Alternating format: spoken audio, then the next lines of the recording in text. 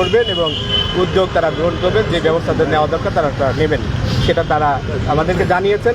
তবে আমরা আমাদের পক্ষ থেকে প্রত্যাশা ব্যক্ত করেছি, আশা করেছি, আমাদের দাবি জানিয়েছি, সেটা হচ্ছে যেহেতু সামনে ইলেকশন এবং এই ঘটনাটি খুবই মারাত্মক গর্হিত একটি কাজ, হ্যারাসমেন্টের একটি কাজ, এবং একটি মহল এই হ্যাকিংয়ের মধ্য দিয়ে যেই পোস্টটি প্রকাশ হয়েছিল সেই বিষয়টি নিয়ে রাজনীতি করার জন্য চেষ্টা করছে।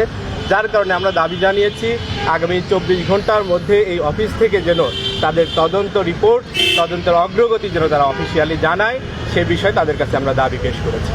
সম্মানিত সাংবাদিক বন্ধুগণ, আমরা যেটা বলতে চাই সেটা হচ্ছে যে একটি সরকারি অফিস থেকে সরকারি মেইল ব্যবহার করে এরকম ফিশিং ম্যালওয়্যার পাঠানোর প্রচেষ্টা অব্যাহতভাবে করা হয়েছে। এটা জাতির জন্যে, আমাদের কারোর জন্যই স্বস্তিদায়ক নয়। আমরা এর ব্যাপারে খুবই তীব্র নিন্দা জ্ঞাপন করি এবং কনসার্ন ব্যক্ত করি। একই সাথে আমরা বলতে চাই যে এই বিষয়টি নিয়ে যারা রাজনীতি করছে তাদের কর্মী বাহিনীকে বিভিন্নভাবে বিভিন্ন রকমের কর্মসূচি দেওয়ার মধ্য দিয়ে আমাদের আমিরে জামাত সহ জামাত ইসলামীর যেই ব্যাপারে যে তারা বিভিন্ন রকমের অপতৎপরতা চালাচ্ছে সেটা কোনোভাবেই কাম্য নয়, সেটা গর্হিত কাজ। যারা যেই দলটি এই কার্যক্রম পরিচালনা করছে তাদের ব্যাপারেই আমরা দেখতে পারি যে তারা নারী নির্যাতন, নারীদেরকে হেনস্থা করা, নারীদেরকে অসম্মান করার যে কার্যক্রম তারা অব্যাহতভাবে চালিয়ে যাচ্ছেন। গত 22 তারিখে যখন থেকে নির্বাচনী প্রচারণা কার্যক্রম শুরু হয়েছে তারপর থেকে ইতোমধ্যে 16টি মেজর এরকম ঘটনা ঘটেছে যে নারীদেরকে হেনস্থা করা হয়েছে। সেই ঘটনার সাথে প্রায় সবকটি ঘটনার সাথে এই দলটি জড়িত। তারা তাদের নারীদের প্রতি তাদের যে অন্যায় চিন্তাভাবনা সেই জিনিসগুলার প্রকাশ কিন্তু সেখানে ঘটে। বিপরীত পক্ষে জামাত ইসলামের সম্মানিত আমির তিনি বিভিন্ন সমাবেশে যে বক্তব্যগুলো দিচ্ছেন এবং আমরা লিখিতভাবে বিভিন্ন সময় যে বিবৃতিগুলো দিয়েছি তার মধ্যে আমরা স্পষ্টভাবে উল্লেখ করেছি আমরা নারী জাতির প্রতি আমরা সর্বোচ্চ সম্মান প্রদর্শন করি। নারী জাতির তাদের নির্বিঘ্নে নিরাপত্তার সাথে তারা পথ চলতে পারবে, তাদের সমস্ত তাদের অধিকারগুলো সংরক্ষণ করতে পারবে, প্রকাশ করতে পারবে, সেই জিনিসগুলোর ব্যাপারে আমরা সম্মান দিতে চাই। সেই জিনিসটা আমাদের পক্ষ থেকে বারবারই বলা হয়েছে। তো এই মেইলের মধ্যে যেটা প্রকাশ পেয়েছে সেই কথাগুলো আমরা দাবি করছি সেটা হ্যাকারদের পক্ষ থেকে বলা হয়েছে এবং সেটা আমাদের কোনো ক্রমেই আমাদের কোনো কথার সাথে এটা সামঞ্জস্যশীল না, এটা বিপরীত কথা। বরং যারা এটা নিয়ে রাজনীতি করছে যে দলটি, তাদের চরিত্রের সাথে এই কথাটি যায়। তো আমরা এখানে সন্দেহ করতে পারি তারা হয়তোবা তাদের এই মনোভাব তাদের নিজস্ব আইডিতে প্রকাশ না করে তারা আমিরে জামাতের আইডিকে তাদের কন্ট্রোলে নেওয়ার মধ্য দিয়ে তারা সেখানে তাদের কথাটা প্রকাশ করছে। এটা কোনোভাবেই কোনো শোভনীয় আচরণ নয়। তাদেরকে এ ব্যাপারে থেমে যাওয়া উচিত। তাদেরকে এ ব্যাপারে আমি বলবো তারা নিজের দিকে তাদের তাকানো উচিত। আপনারা যে মেইলটার কথা বললেন সেই মেইলটার ব্যাপারে সামরিক সচিবের মানে এটাকে আপনারা পরীক্ষা নিরীক্ষা করার ওইখানে বা উনি কি উত্তর দিয়েছেন? তারা স্বীকার করেছে কিনা যে মেইল থেকে করা হয়েছে? আমরা তাদেরকে যেই মেইলটা থেকে এসছে সেই মেইলের ব্যাপারে আমরা তাদেরকে জানিয়েছি, লিখিত আকারেও দিয়েছি এবং তারা এ ব্যাপারে তাদের পক্ষ থেকে তদন্তাধীন রেখেছেন সেটা তারা বলেছেন। এবং আপনাদেরকে আরেকটা জিনিস আপনাদের জ্ঞাতার্থে জানাতে চাই, সেটা হচ্ছে আমরা ল্যাব রিপোর্ট কালেক্ট করেছি, ইমেইল ফরেন্সিক অ্যানালাইসিস রিপোর্ট। সেই রিপোর্টের মধ্য দিয়ে যে রিপোর্টটা আমরা পেয়েছি আমরা এই রিপোর্টটা আপনাদেরকে দিয়ে দিতে পারবো।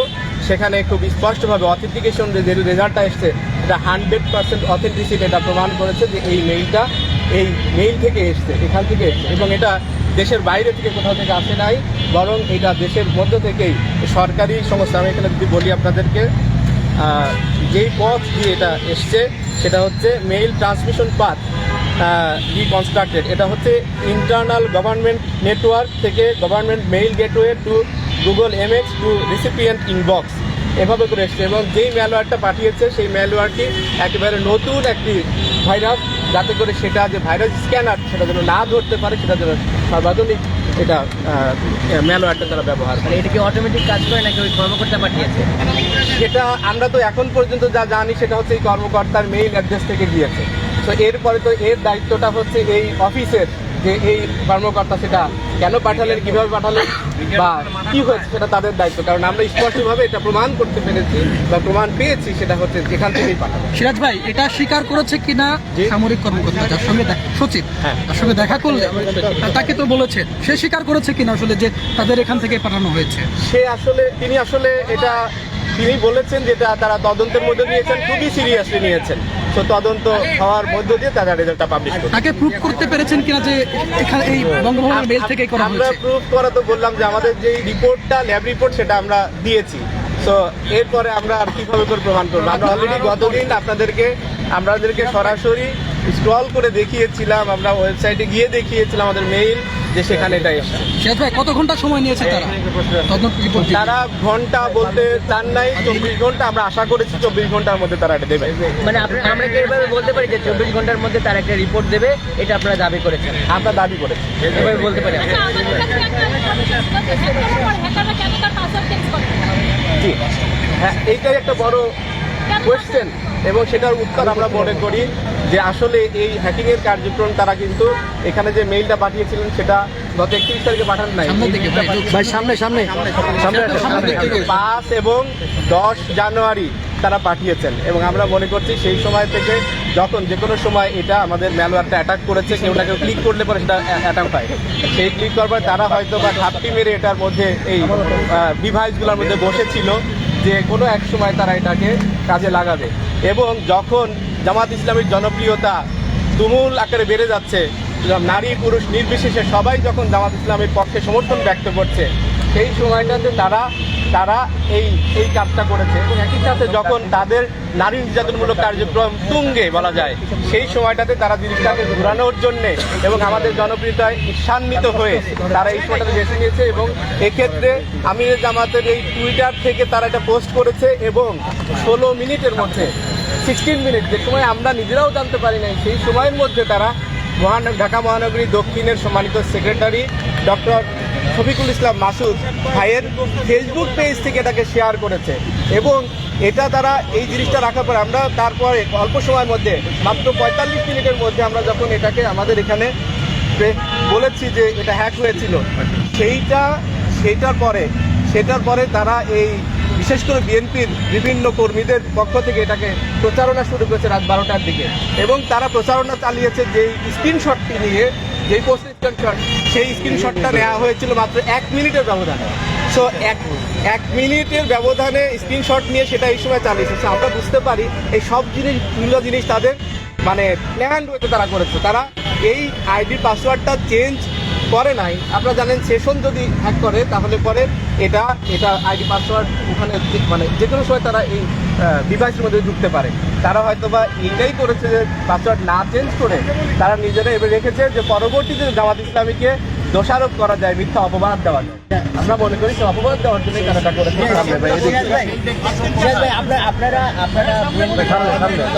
সমালোচনা করলেন, কিন্তু এরকম প্রশ্ন আসছে যে যারা এই আইডি পাসওয়ার্ড বা এরকম হ্যাক হওয়া থেকে যারা রক্ষা করতে পারে না, তারা জনগণকে কিভাবে রক্ষা করবে? আচ্ছা, আমরা মনে করি যে এটা আমরা আমাদের সক্ষমতার আমরা প্রমাণ দিয়েছি। সেটা হচ্ছে যে মাত্র যখন 4:37 মিনিটের পোস্ট হয়েছে, আমরা জানার পরে 20 মিনিট পরে জানার পরে 5:09 এটাকে আমরা রিকভার করতে পেরেছি। তো আমাদের সক্ষমতাটা আছে। 1, 2 নাম্বার হলো রাষ্ট্রীয় জায়গা থেকে, রাষ্ট্রীয় অফিসের এই জায়গা থেকে এটা যদি আপনার প্রতি অ্যাটাক করা হয় তাহলে আপনি আসলে সামনে থেকে কথা বলেন। আমরা এটা কখনোই এক্সপেক্ট করতে পারি না এই আইডি ব্যবহার করে এই কাজটা করা হবে।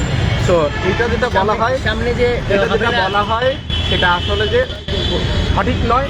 এটা আলহামদুলিল্লাহ আমরা সক্ষম এবং আমরা আসলে এই যে আমরা মনে করি আহ্বান করতে চাই যে আদর্শের লড়াই আদর্শ দিয়ে করা উচিত। চূড়াই পথে এসে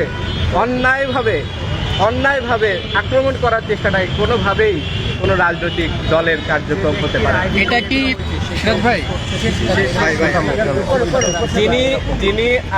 যে ব্যক্তির আইডি থেকে এটা পাঠানো হয়েছিল এখানে এই বঙ্গভবনের অফিস থেকে, সেই ব্যক্তির ব্যাপারে এখন পর্যন্ত কি করা হয়েছে তারা স্পষ্ট করে কিছু বলেন নাই এবং আমরা বুঝতে পেরেছি তিনি এখনো বহাল তবিয়ত। সিরাজ ভাই, এটা কি রাজনৈতিক উদ্দেশ্য হাসিলের কারণে এটা করেছে না অন্য কোনো উদ্দেশ্য রয়েছে, কি মনে করেন? আমরা মেসেজ নিয়ে আসছি যে তারা আন্তরিকতার সাথে সর্বোচ্চ গুরুত্ব দিয়ে এই বিষয়টিকে তদন্ত করছেন এবং তারা এ ব্যাপারে কনসার্ন। আমরা আশ্বস্ত হতে চাই তাদের ভিজিবল কোনো রিপোর্ট পাওয়ার পরে। 24 ঘন্টা আমরা সময়ের কথা বলেছি, এর মধ্যে যদি আমরা পাই তাহলে আমাদের আস্থার প্রকাশটা ঘটবে। আমরা 24 ঘন্টার আলটিমেটাম দিয়েছি এইভাবে যে তারা যেন এটা প্রকাশ করে, কি অগ্রগতি হলো সেটা প্রকাশ করে। এর মধ্যে যদি কোনো কিছু না হয় তাহলে আমরা বলেছি আমরা ফার্দার তাদের কাছে জানতে চাইবো এবং সংগঠন এ ব্যাপারে সিদ্ধান্ত নেবে যে আসলে আমরা এরপর স্টেপটা কি। সিরাজ ভাই, এটা কি রাজনৈতিক উদ্দেশ্য হাসিলের কারণে এটা করা হয়েছে না অন্য কোনো উদ্দেশ্য রয়েছে কি মনে আমরা করেন? তো মনে করি এই ইলেকশনের আগে রাজনৈতিক ফায়দা, তাদের অপফায়দা নেওয়ার জন্যই তারা এটা চেষ্টা করে। সিরাজ ভাই, আরেকটা প্রশ্ন, এটা হচ্ছে সারা দেশে আমরা শুনতে পেয়েছি যে আপনাদের অনেক প্রার্থীর পেজে সাইবার বুলিং বা সাইবার হামলা হচ্ছে, এটি নিয়ে আপনাদের মন্তব্য কি বা কারা করছে বলে আপনারা মনে করছেন? এটা আমরা মনে করি সেম মেইল থেকে নানান জায়গায় এই মেইলটা গেছে, ইতিমধ্যে আমরা বেশ কয়েকটা মেইল পেয়েছি। তো আমরা মনে করছি এটা পরিকল্পিত, আমাদের বিভিন্ন প্রার্থীর আইডিকে হ্যাক করার জন্য তারা প্রচেষ্টা চালিয়েছে, এটা তারা করেছে।